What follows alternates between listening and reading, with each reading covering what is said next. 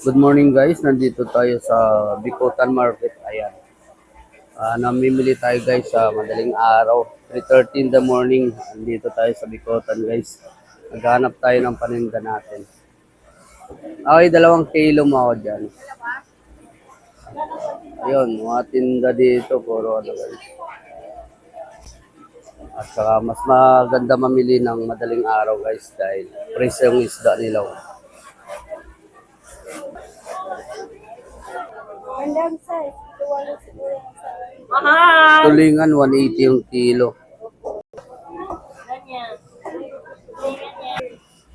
Ayan, yung mga isdang bato yung ano nila guys. Puro isdang bato yung tinda dito ng kapitbahay ko. Ayan. Masarap mamili guys pag madaling araw kasi fresh yung isda.